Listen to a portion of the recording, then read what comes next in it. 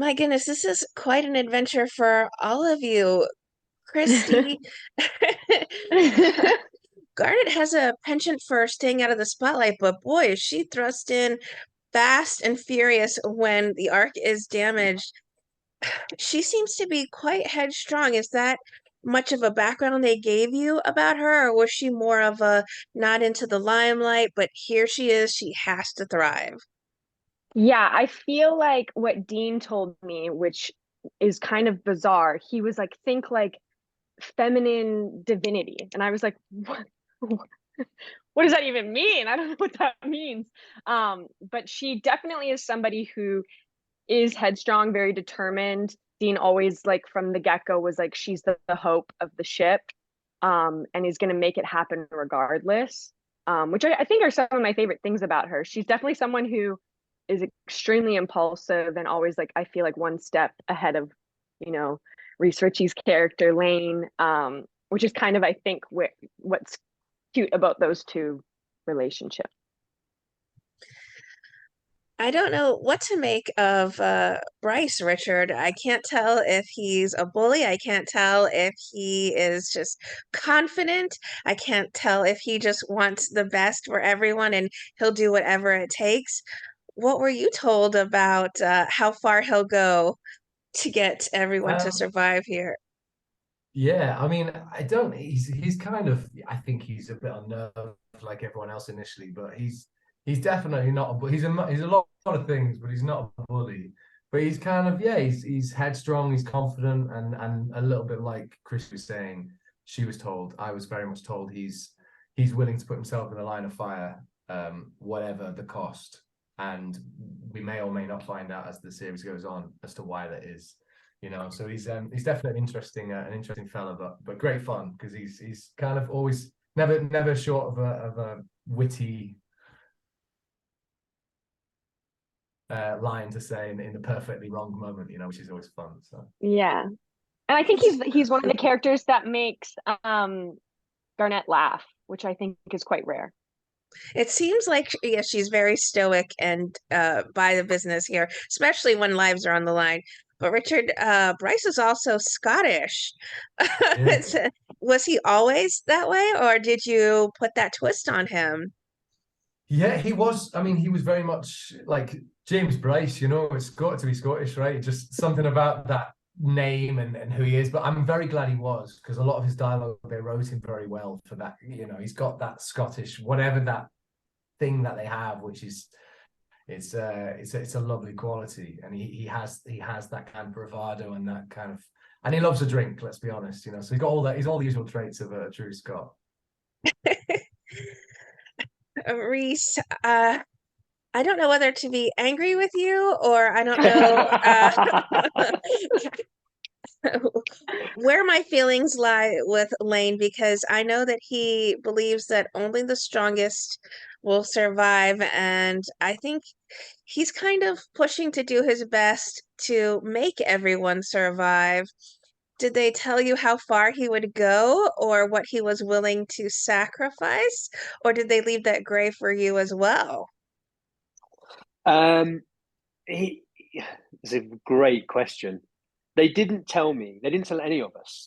Um, there was a colossal list of things we didn't know at the beginning of the season, which kind of every couple of episodes you would learn to while you were filming to. So you would get sent the next block at kind of waypoints along the journey. So we were discovering as we went, which was super interesting as actors because you can't cross all of the T's and dot all of the I's early enough. You always want to know more earlier. Um, and he is Spencer Lane is he's very in his eyes. He's very logical, pragmatic, and direct. And I think so he's been through his own journey, which you'll understand later in the season, which may start to explain a little bit why he is the way he is. Um, but yeah, he just wants everybody to survive essentially. But he's got his own way of justifying his own methods in order to get there, which makes him fun to play. I mean, it would have been it wouldn't have been as fun or as interesting for me had he not been written that way.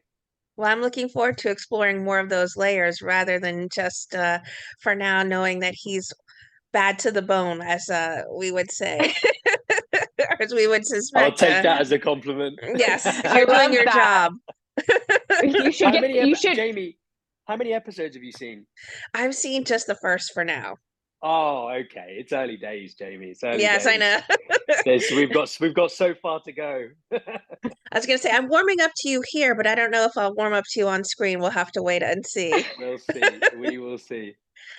Christy, right out of the gate, there's so much action and adventure for you. There's adrenaline from start to finish of the entire first episode. What was it like for you to have to shake off a long day? And you've just been through anti-gravitational, you've been through all these hurdles. There's so much going on for the first episode for you. It's like Christie's day out. I think it's like it's like It's like, whoa. everything all Yeah. at once for you. And it's so interesting that Garnet doesn't seem overwhelmed. She is very focused on getting them all alive and getting down to business of getting it all surviving. Yeah. I feel like life kind of was imitating art and art was imitating life. Like I found out 24 hours before, I had to be on a plane that I booked this part. So it was kind of like I was living Garnet's life as, that happened. And all that first stuff, like the first beginning bit of the pilot was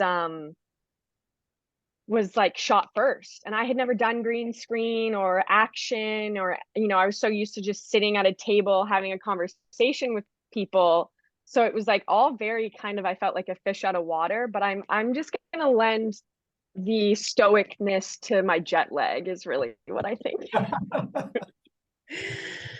You went very method. If I seemed calm, it's because I was channeling Daniel Day-Lewis. Okay, I was just living it. You lived as Garnet for months before. For months. In an air vacuum. She went to space. I went to space. I'm still trying to reel from all the stress of that show, the high intensity of it all. That's a perfect segue to my next question. Richard, there is so much high intensity to this show because it's life or death every single minute of every single piece of the episode. Is that what you think is going to make it such a fast fan favorite series? It's what drew me to the arc. I mean, I think that's definitely initially when they first come out, literally they're out of the cryogenic chambers and everything's hitting them so fast. It must be terrifying. Obviously, we as actors needed to navigate, and the writers needed to navigate over the 12 episodes as the extraordinary became ordinary to an extent. Their every day is in space, and every decision they make is life and death.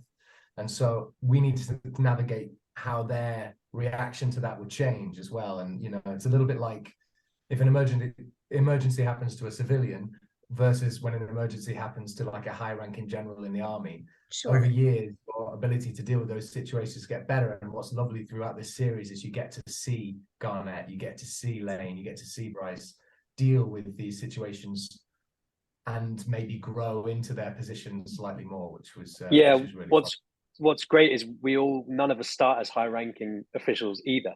So because we're all lowly lieutenants, we're thrown in. Garnet's not the captain, but she says, "I'm the captain now," right?